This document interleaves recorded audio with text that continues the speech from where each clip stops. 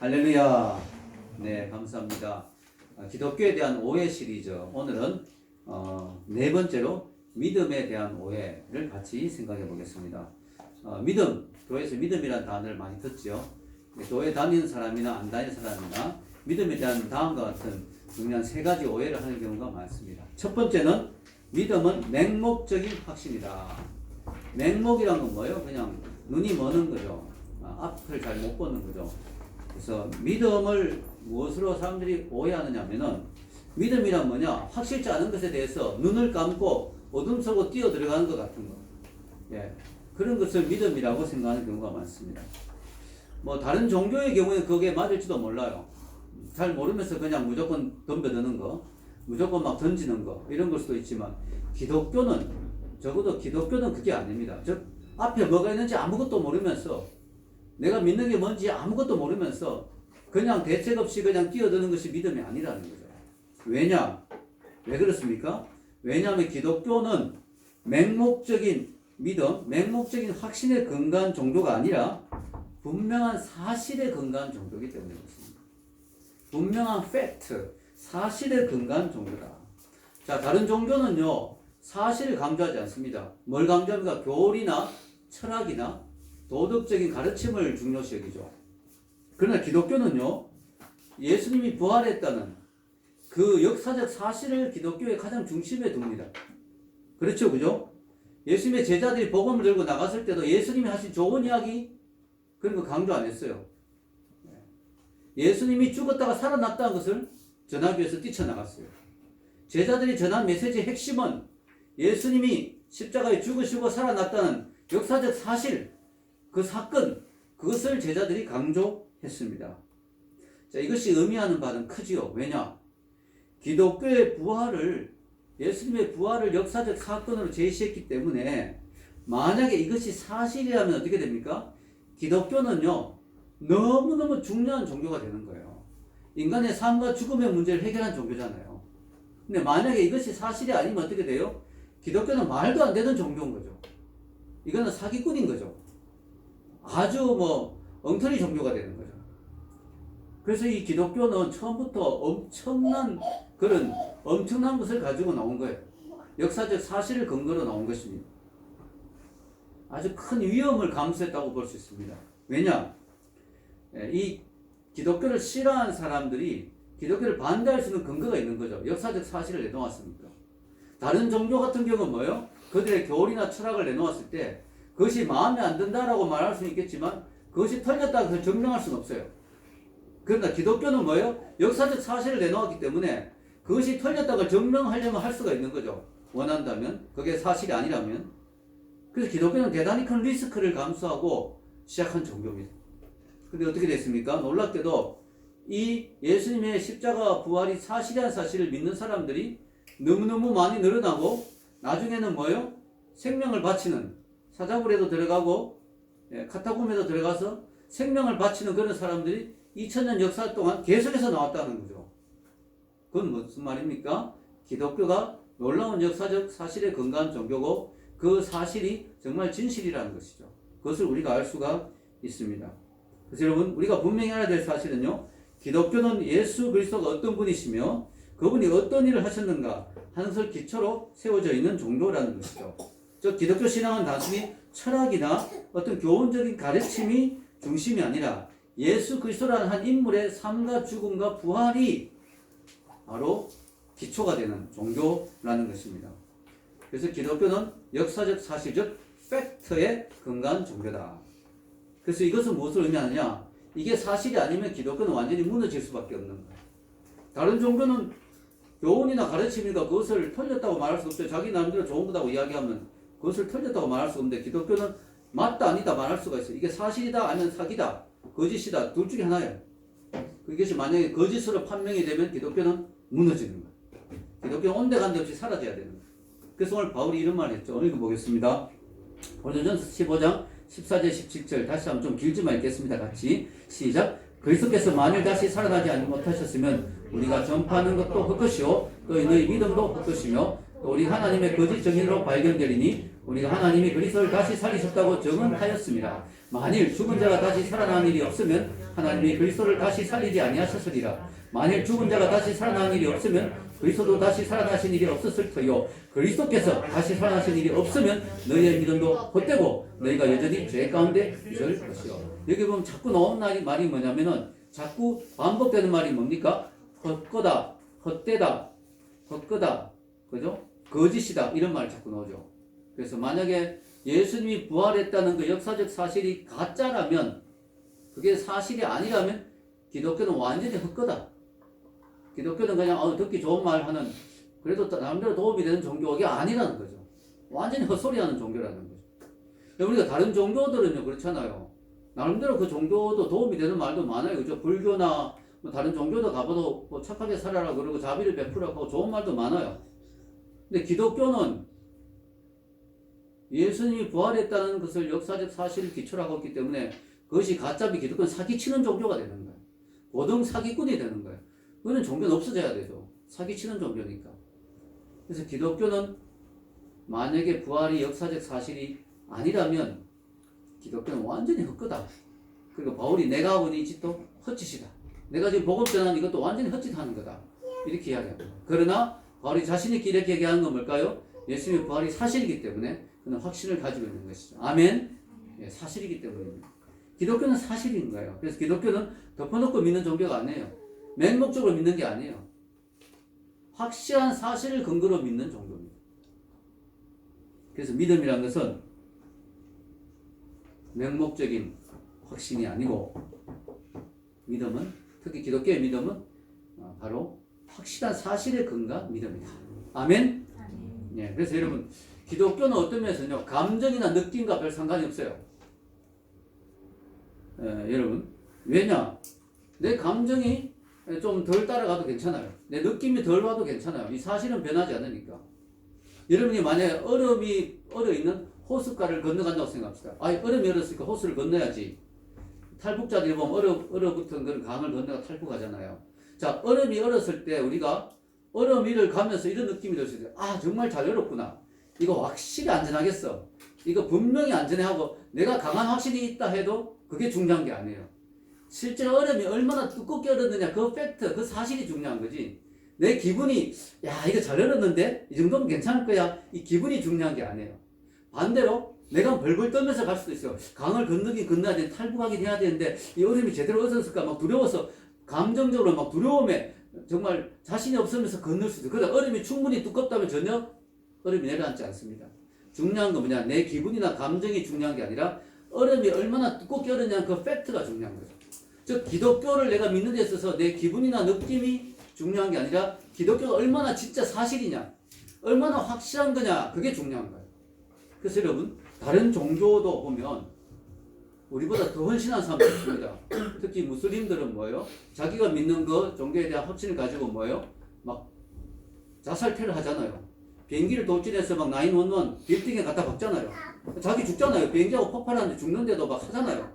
그건 자기들이 확신 있기 때문에, 감정적으로 막 자신 있기 때문에. 근데 그게 중요한 게 아니라는 거예요. 그것이 진리냐, 그것이 사실이냐, 그것이 중요한 거죠. 그래서 여러분 이런 말이 있습니다. 당신의 신념이 확고하면 무엇을 믿든 간에 아무런 문제가 되지 않습니다. 이런 말인데 그건 틀린 말이에요. 그 말만큼 무서운 말이 없어요. 그 말만큼 사람을 잘못 호도하는 말이 없습니다. 당신의 신념이 확고하면 무엇을 믿든 간에 아무런 문제가 되지 않습니다.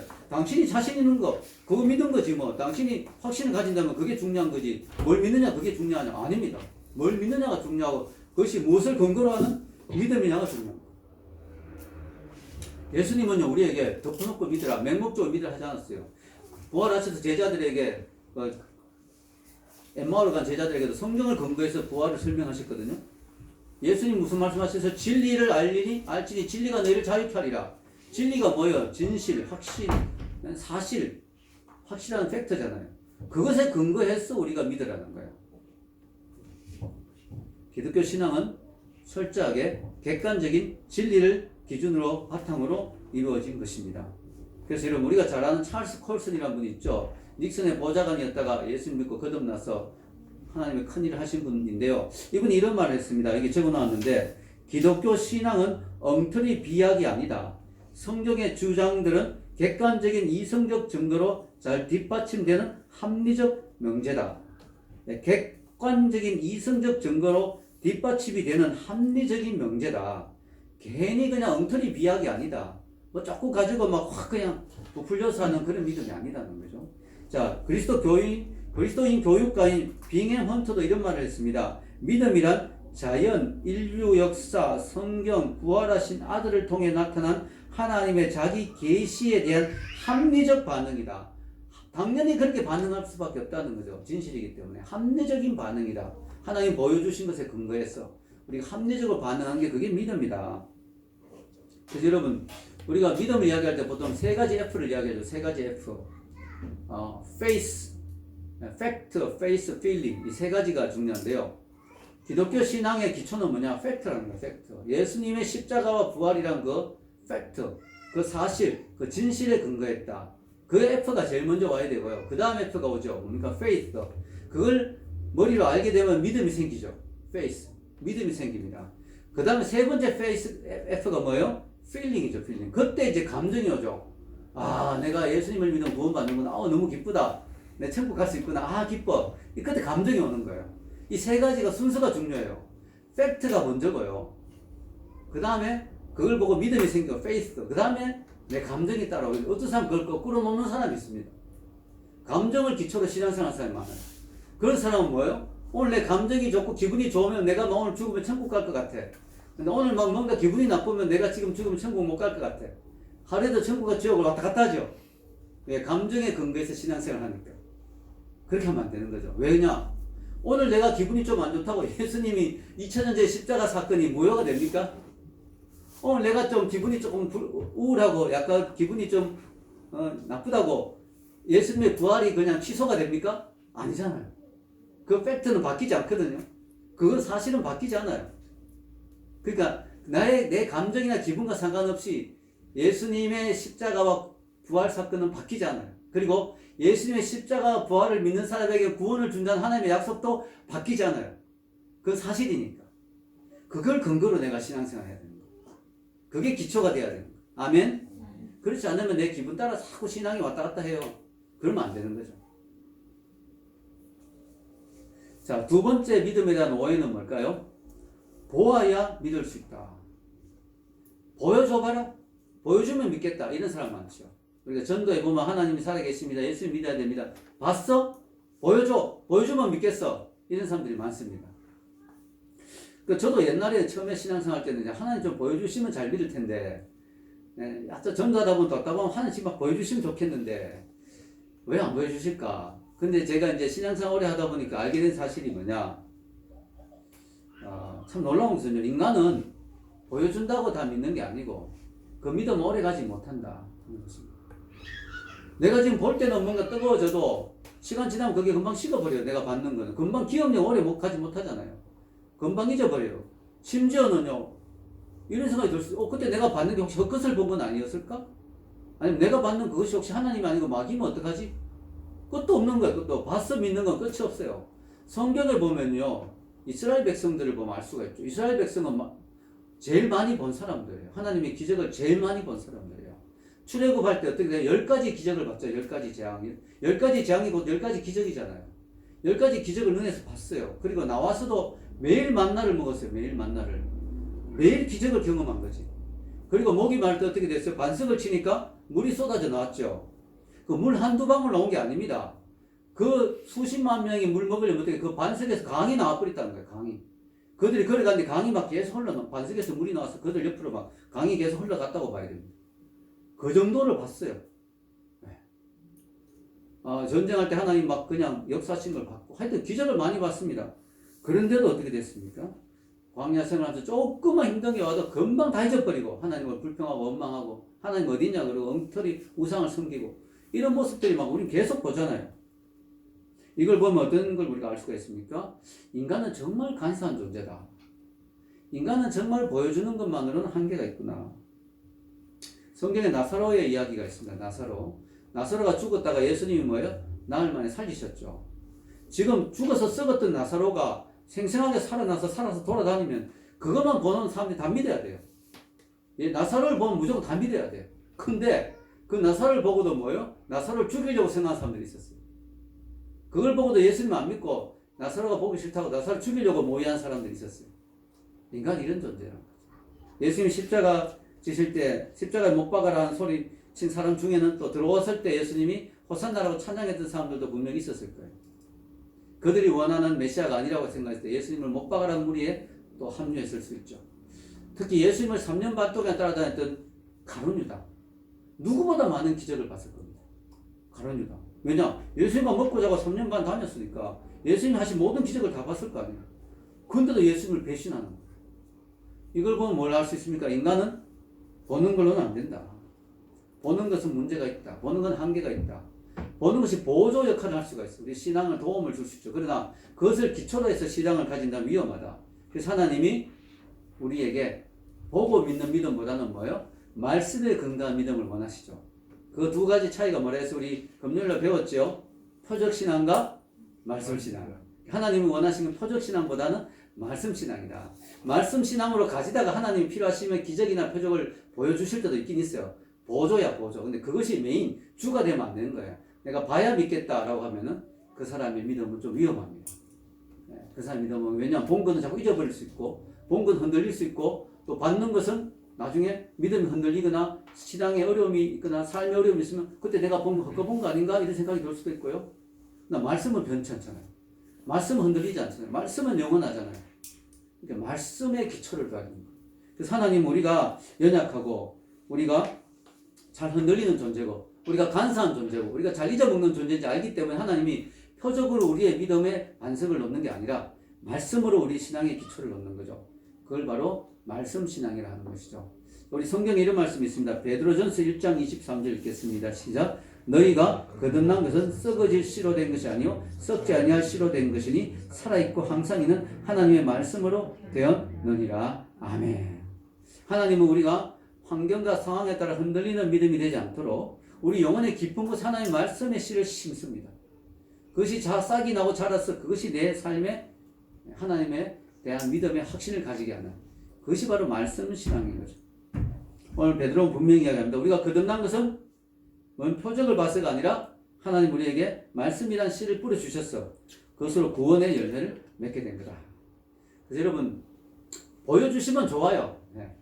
감사한 거죠. 그러나 봐야 믿겠다 이런 태도를 우리가 버려야 됩니다. 그래서 건강한 태도가 아니에요. 그래서 건강한 신앙의 모습이 아닙니다. 자, 여러분 봐야 믿겠다고 했는 유명한 사람이 있습니다. 성경에 도마 봐야 되겠다. 나는 봐야 믿겠다고. 그러니까 예수님 보여주셨어요. 뭐 초창기니까 또 12제자 중에 한 명이니까 예수님이 너 정 봐야 되겠냐 보여주겠다 보여주셨어요. 이렇게 말씀하셨죠. 요한복음 20장 27절 읽겠습니다.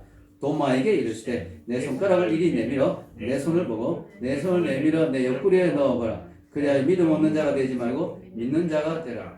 정 그러면 너 손가락을 내밀었어. 내가 지금 나타났으니까 너희 앞에 내가 부활한 모습으로 나타났으니까 손가락을 내밀어서 만져봐라. 저는 부활하신 예수님이 상처가 있다는 거예요.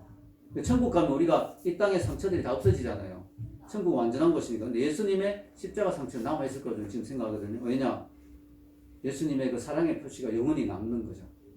지금도 만져봐라 그러죠. 부활하신 분. 상처가 있다는 거죠. 예. 자, 그런데 예수님은 도마가 이런 믿음보다는 뭐예요? 더 성숙한 믿음을 갖기를 원해요. 그리고 앞으로 요한복음을 읽고 믿음 생활 앞으로 2000년 지금 우리의 시대까지 예수님을 믿고 앞으로 몇천 년 동안 예수님 믿는 사람들이 이런 표적으로 믿는 믿음이 아니라 왜냐하면 그러면 예수님 모든 사람에게 다 나타나서 상처를 다 보여줘야 되잖아요. 그런 믿음이 아니라 말씀으로 믿는 믿음, 보지 않고도 믿는 믿음을 갖기를 원해요. 그래서 예수님이 이 말씀을 하시고 그 다음에 덧붙이는 말씀이 있죠. 읽겠습니다. 시작. 예수께서 이르시되 너는 나를 본고라 믿느냐 보지 못하고 믿는 자들은 복되도다 하십니다. 아멘. 우리가 도마보다 더 복받은 사람이죠. 도마는 봐야 믿었지 우리는 안 보고도 믿을 수 있으니까. 아멘. 진짜 감사하죠. 여러분 예수님 한 번도 못 봤잖아요. 우리는 안 보고도 우리 믿는 거예요. 야, 우리는 안 보고도 믿고 있어요. 야, 우리는 진짜 복이 많은 사람들. 아멘. 얼마나 감사합니까? 하나님 우리에게 그런 믿음을 주셔가지고 말씀을 주시고 믿음을 주셔서 얼마나 감사합니까? 사람들이 자꾸 봐야 믿는다라고 하는 그 이유는 과학 문명의 발달 때문에 그 영향도 있습니다. 옛날에 그 한 19세기 정도만 돼도요, 하나님 난 잘 못 믿겠는데 하면 그 사람 좀 이상한 사람 취급했대요, 동네에서. 왜냐면 그때 다 믿었대요. 그때 하나님 믿는 게 너무 자연스러웠대. 특히 유럽 쪽에서. 기독교의 바탕이 있는 유럽 뭐 이런 나라들 있잖아요. 그 동네에서 나 하나님 잘 못 믿겠는데 이러면 이상한 사람 취급했대요. 어떻게 하나님을 못 믿냐고 그랬대요. 내가 책 읽어보니까 그렇더라고. 근데 지금은 대부분이 하나님 잘 못 믿잖아요. 왜 그러냐? 과학의 영향. 과학이란 게 뭐냐면 보고 증명하고 실험하고 봐야 믿는 게 과학이거든. 이 과학의 영향을 우리가 너무 많이 받아가지고 과학 문명의 세례를 너무 많이 받아가지고 봐야 꼭 믿겠다고 나오는 거예요. 근데 여러분 그거 아십니까? 우리가 지금 과학이라고 하는 것도 사실은 보지 않고 믿는 게 얼마나 많은지 몰라요. 우리가 빛이 있잖아요. 빨주노초 파남보. 그걸 가시광선이라고 해요. 눈에 들어오는 광선들. 근데 그게 전체 빛의 5%밖에 안 됩니다. 아시겠습니까? 나머지 95%는 적외선, 자외선 같은 그런 빛도 눈에 안 보여요. 근데 우리 그런 게 있다고 믿잖아요. 어떻게 알 수 있습니까? 엑스레이 찍어보면 뼈다귀 막 나오잖아요.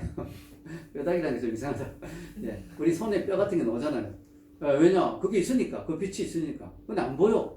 엑스선은 우리 눈에 안 보여. 자외선 안 보여. 감마선 안 보입니다. 안 보이는 거예요. 95%는 안 보여요. 근데 우리는 믿거든요. 과학적으로. 꼭 봐야 믿겠는데 난 과학적인 사고를 한 사람이야. 그러니까 난 꼭 봐야 믿겠어. 이런 사람은 알아야 됩니다. 우주 있죠. 우주에 물질들이 꽉 차 있는데 우리 눈에 보이는 물질은 5%밖에 안 돼요. 나머지 95%는 암흑 물질이라 합니다. 과학자들이. 왜 암흑 물질이 하냐? 정체도 잘 모르겠고 만져지지도 않고 보이지도 않고 근데 분명히 존재해. 그래서 현상이 나타나 그것이 존재하는 현상이 나타나는데 그 존재는 확실해. 그런데 보이지는 않아요. 그럼 내가 보는 것만 믿겠다고 하면 우주 전체의 95%를 나는 부정하는 거예요. 내 인생의 95%를 부정하는 거예요. 그러니까 우리가 과학이기 때문에 봐야 되겠다. 사람이 과학적 사고를 해야지 뭘 안 보고 믿어. 이런 사람들이 뭘 몰라서 한 소리예요. 여러분, 우주가 어떻게 탄생했습니까? 빅뱅이라고 그러잖아요. 빅뱅. 근데 봤습니까? 아무도 못 봤어요. 빅뱅이 터지는 장면을 목격한 사람은 아무도 없어요. 왜? 그거는 아주 옛날에 일어났던 일이고, 근데 카메라로 찍어 놓은 것도 아니고, 가서 본 사람도 없고, 추측이야, 추측. 여러 가지 현상들로 보니까 우주가 이런 식으로 탄생했을 것이다 라고 하는 하나의 가설이에요. 근데 사람들 그걸 진리로 믿잖아요.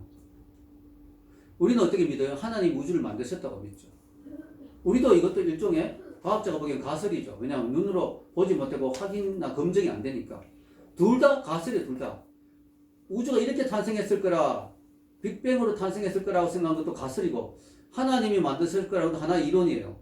우리는 그걸 믿죠. 어차피 둘 다 믿음의 영역이에요. 믿음의 영역. 근데 우리는 왜 하나님 만들었다고 믿습니까? 그것은 성경이 그렇게 말하고 있기 때문에. 그리고 이 우주가 너무나 질서정연하게 설계되었기 때문에. 뭐가 뻥 터지면 질서가 안 나옵니다. 여러분 여기 수류탄이 날아가서 유리창이 뻥 터져버렸어요. 질서정연하게 유리창이 날아갑니까? 아니죠. 근데 이 우주는 너무 질서정연하잖아요. 태양계 보십시오. 얼마나 정확하게 궤도가 돌아갑니까? 이게 뻥 터져가 이렇게 됐다? 이 말이 안 되잖아요. 빅뱅이 아니고 빅뻥이지. 네, 뻥이지 뻥. 다만 빅뱅의 형태로 하나님이 우주를 만들었을 수는 있죠. 빛이 있을 때 우주가 팍 폭발하면서 이렇게 만들어졌을 수는 있죠. 그래서 그런 현상이 지금 나올 수 있죠. 그러나 누가 터뜨렸는가는 우연히 터졌다, 이유 없이 터졌다라고 과학자들이 이야기하는 우리는 아니라 하나님이 빅뱅의 방식으로 만들었다면 빅뱅을 만든 분은 하나님입니다. 아멘? 우리는 하나님 믿는 거죠. 우리 봤나? 안 봤어요. 우리도 못 봤고 과학자도 못 봤어요. 빅뱅도 못 봤고 하나님 만드신 장면도 못 봤어요. 그러나 우리는 하나님 만들었다고 믿습니다. 믿음의 영역이에요. 그래서 봐야 믿겠다라고 하는 거는요, 그건 과학적인 사고라고만 말할 수 없어요. 그래서 여러분 재밌는 건요, 우리 하나님을 봐야 믿겠다고 자꾸 주장하잖아요. 그러면 안 믿어져요. 못 봤으니까. 그런데요, 우리가 믿음을 갖게 되면 어떻게 하나님이 경험되어져요. 이 순서가 거꾸로인 거예요. 재밌는 거죠. 믿고 나면 하나님이 경험되어져요. 너무 신기한 게 제가 20대 돼서 예수님을 믿었거든요. 20대 되기 전까지 내 인생에 기적이라는 건 한 번도 경험 못 해봤어요. 우연의 일치 이런 것도 거의 없었어요. 근데 예수를 믿고 난 이후부터 수십, 수백 가지의 우연의 일치 같은 경험들을 많이 했어요. 기도했는데 그게 막 이루어지는 거 경험했어요. 너무너무 놀라운 일들이 많이 경험했어요. 그러니까 너무 놀라운 게 하나님을 믿기 전까지는 전혀 내 삶에 하나님 있다는 느낌이 드는 일이 하나도 없었는데 하나님을 믿고 나니까 그때부터 기도하기 시작하니까 그때부터 내 삶에 하나님이 정말 있다고 하는 증거들이 막 나타나기 시작하는 거예요. 그래서 토마스 아퀴나스라는 유명한 신학자가 이런 말을 했습니다. 너무 멋있는 말이죠. 당신은 믿기 위해서 보는가? 나는 보기 위해서 믿는다. 너무 멋있잖아요.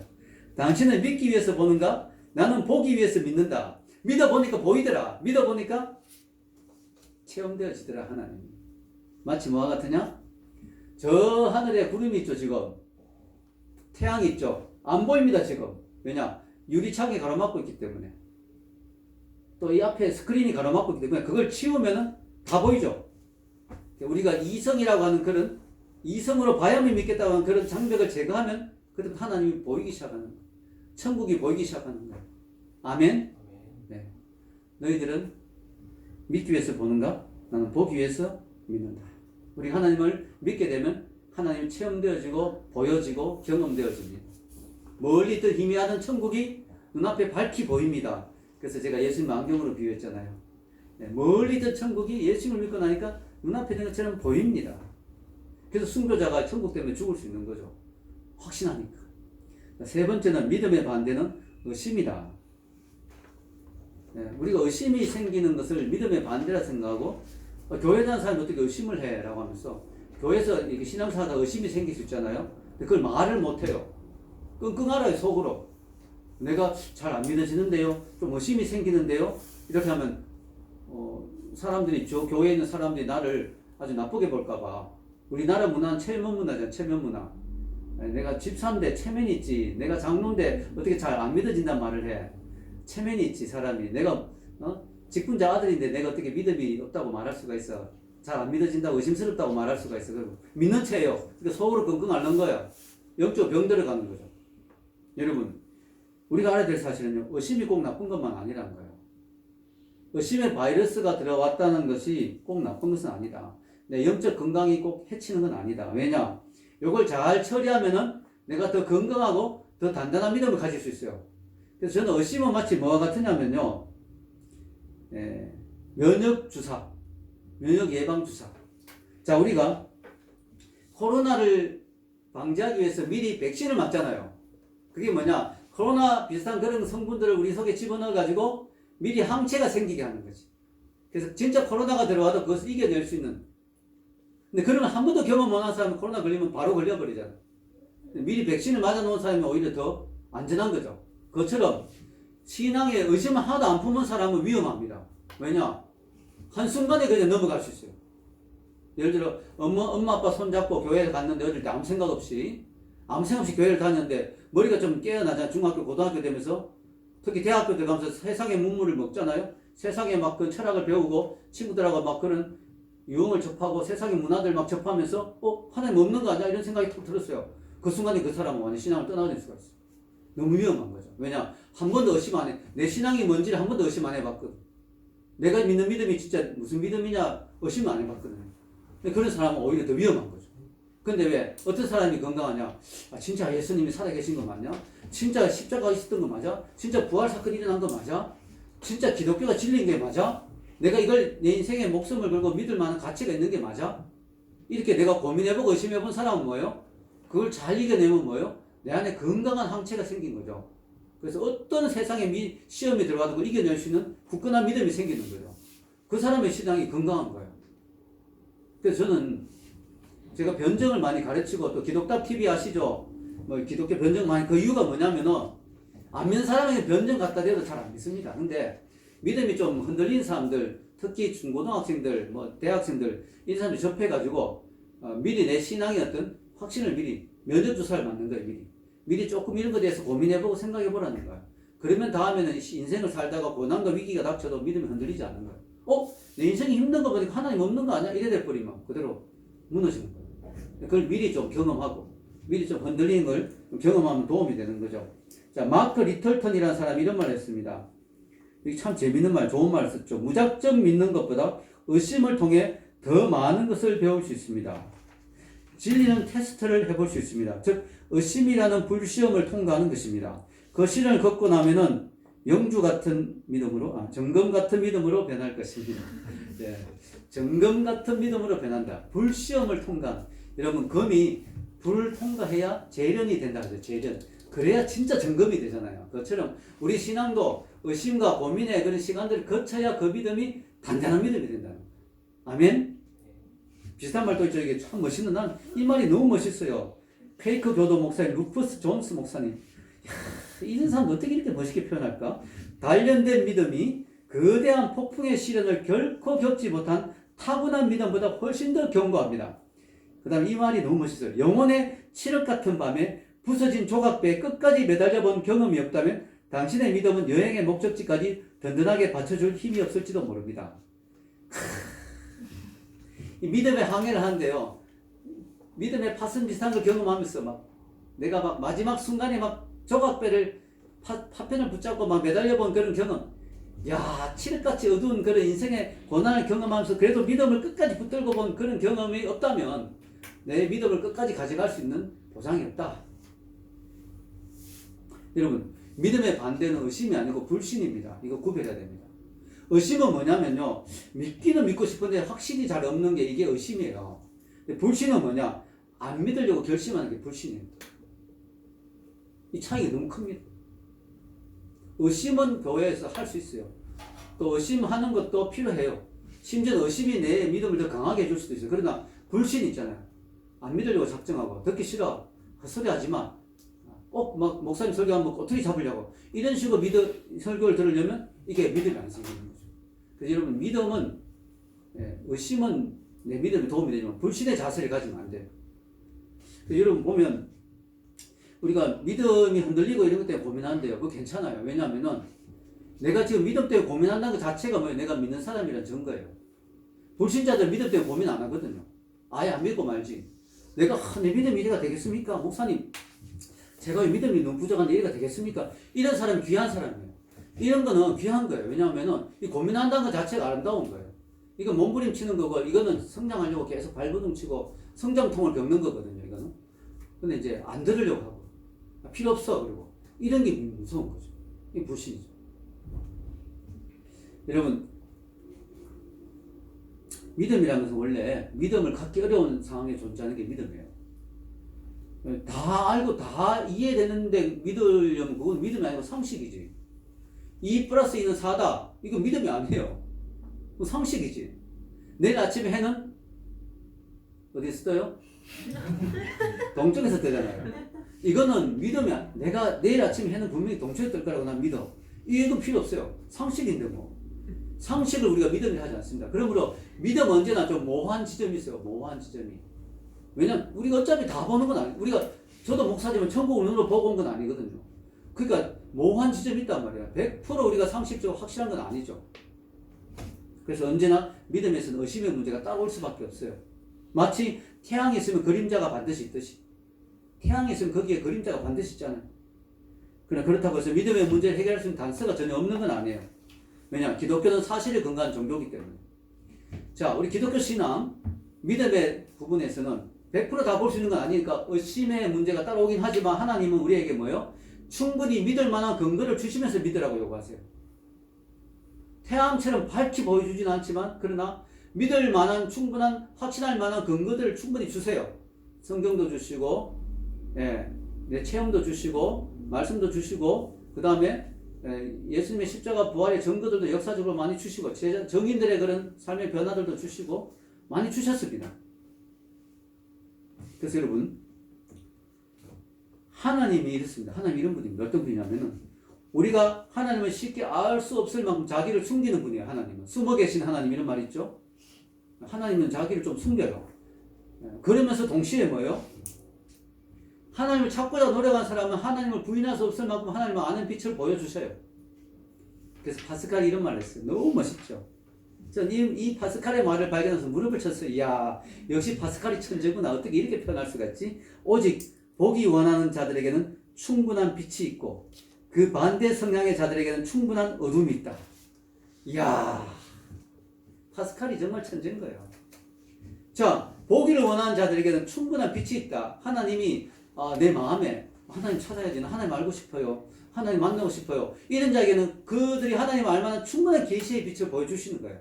근데 하나님 싫어요. 하나님 필요 없어요. 이런 사람은 마치 하나님 없는 것처럼 캄캄하게 자기를 숨겨버려.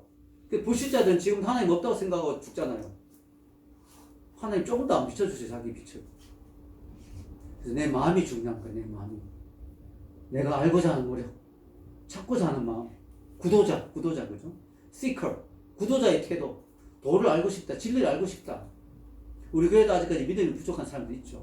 그런 사람들에게 바라고 싶은 거는, 야, 너 왜 이렇게 믿음 없어? 빨리 믿음 가져. 이렇게 요구하지 않아요. 어떻게 믿음이 없어? 교회 다니면서. 뭐야, 이거. 이렇게 부정하고 싶지 않아요. 그건 아니에요.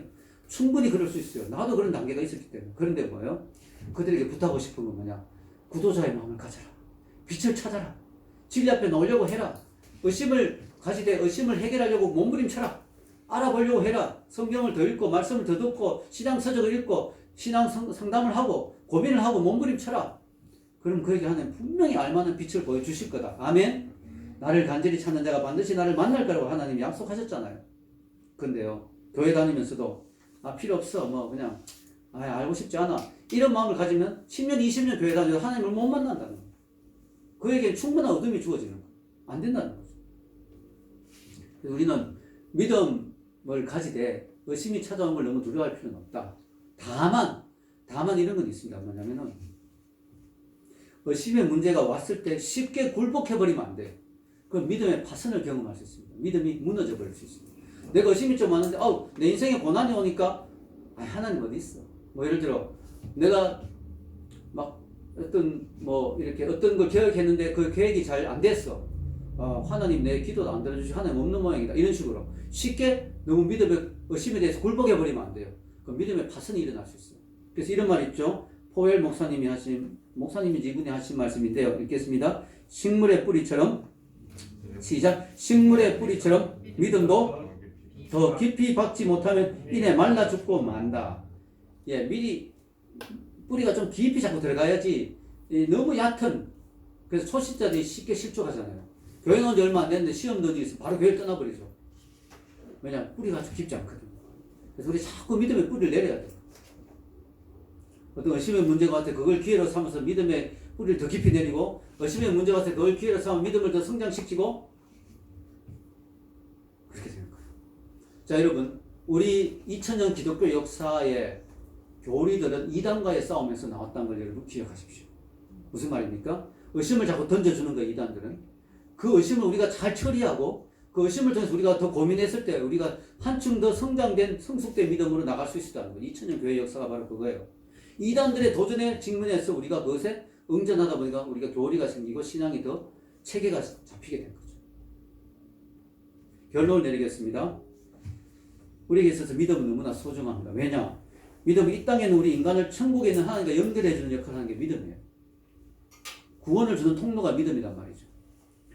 믿음을 통해 우리는 보이지 않는 하나님을 눈에 보이는 것처럼 체험하게 되죠. 믿음을 통해서 우리는 영원한 천국을 소유하게 되는 거죠. 우리가 가지고 있는 기독교 믿음은 맹목적인 믿음이 아닙니다. 다른 종교는 맹목적인 믿음일지 몰라도 기독교는 맹목적인 믿음이 아닙니다. 왜냐하면 예수님의 정언과 탄생과 부활, 십자가 부활의 역사적 사실에 기초한 믿음이기 때문에 이 믿음이 때로는 흔들릴 수 있습니다. 의심이 들어올 수 있습니다. 그러나 그것이 꼭 잘못된 건 아닙니다. 내 속에 있는 바이러스를 잘 처리하면 내가 다른 더 큰 바이러스를 이겨낼 수 있는 힘이 생기듯이 내가 믿음을 잘 처리하면, 의심을 잘 처리하면 신앙의 도약을 경험할 수가 있습니다. 그래서 여러분, 믿음이 흔들리는 분들은 반드시 그냥 놔두지 마시고 그것이 병들기 전에 빨리 상담하시고 고민하시고 기도하시고 또 신앙서적 읽으시고 성경 읽으시고 또 특별히 목회자에게 또 도움을 받으시고 그렇게 하시면 좋겠습니다. 여러분, 믿음은 너무나 중요한 문제입니다. 이것은 그저 착한 사람이 되느냐 좀 덜 착한 사람이 되느냐 문제가 아니고 죽느냐 사느냐의 문제거든요. 천국과 지옥을 결정하는 게 믿음이에요. 그래서 여러분, 믿음 확실히 가지시고 믿음에 대한 오해를 또 푸시고 또 건강한 믿음 되시기를 주의 이름으로 축원합니다. 우리 같이 기도하겠습니다.